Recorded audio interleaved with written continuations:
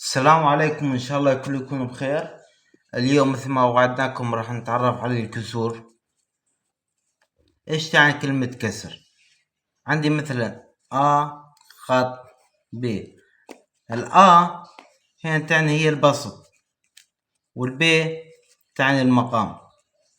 أما الخط هذا هو اسمه خط الكسر. أشكال الكسور مثلا 2/3 كسر، 4/5 كسر، أو نقدر نسميه نسبة.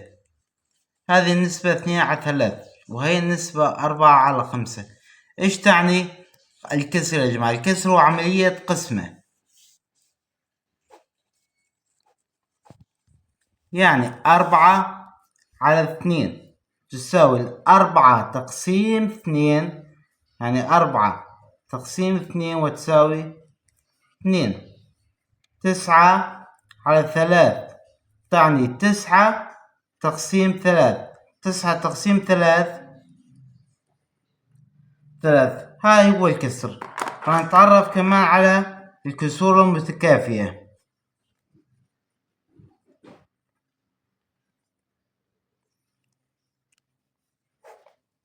مثلا إذا عندي 2/3، كيف بدي أحصل على كسر متكافئ؟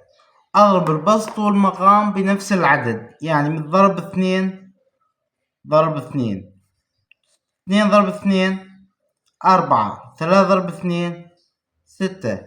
بدي كسر مكافئ ثاني، أضرب مثلا 3، البسط ضرب 3 والمقام ضرب 3 تساوي 4 ضرب 3 12، 6 ضرب 3 18. بدي مرة ثانية كسر مكافئ، أضرب 2 ضرب 2 ضرب 2 تساوي 12 ضرب 2 24، 18 ضرب 2 36. يا جماعة الكسر هذا يساوي الكسر هذا، ويساوي الكسر هذا، ويساوي الكسر هذا، لأنهما متكافئان. إذن الكسور المتكافئة هي متساوية بالقيمة. 2/3 يساوي قيمة 24/36. يعني مثلا 1/2، هذا الكسر 1/2 مثل ما نعرفه قيمته نص. بدي كسر مكافئ له، بدي أضرب 2 تساوي 1 ضرب 2 2، 2 ضرب 2 4، 2/4 كمان قيمته نص. بدي كسر مكافئ ثالث، أضرب 3، 2 ضرب 3 6، 4 ضرب 3 12، وهكذا. 6/12 هو نص، والواحد/2 هو نص.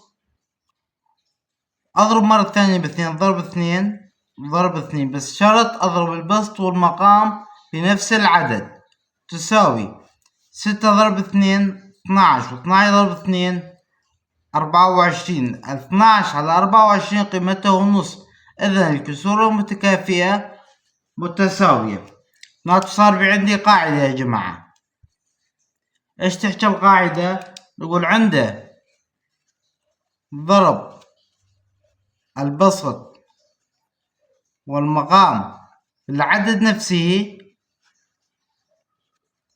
نحصل على كسر مكافئ، ويساوي، لا ننسى شقطتين جوا، يساوي الكسر الأصلي.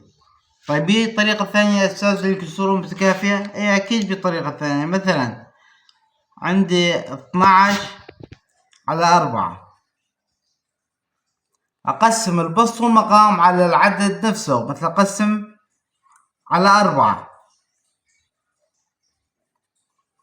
12 تقسيم 4 3، 4 تقسيم 4 1. 3/1 هو نفسه 12/4.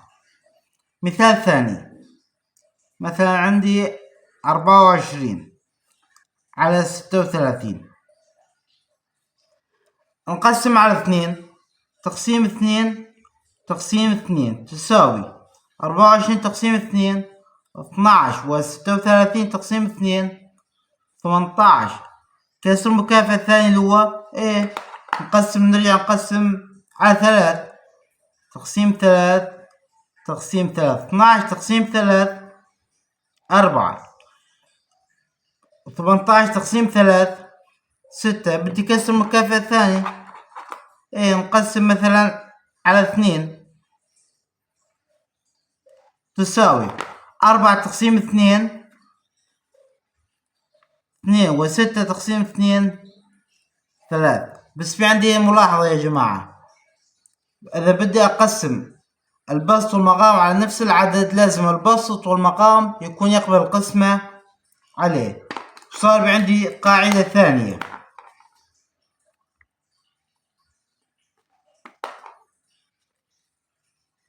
عند قسمة البسط والمقام على العدد نفسه نحصل على كسر مكافئ ويساوي مثل ما قلنا تحت، يساوي عندي خطين الكسر الأصلي. معناته الخلاصة يا جماعة، عند ضرب أو قسمة البسط والمقام بالعدد نفسه نحصل على كسر مكافئ، والكسور المتكافئة هي متساوية.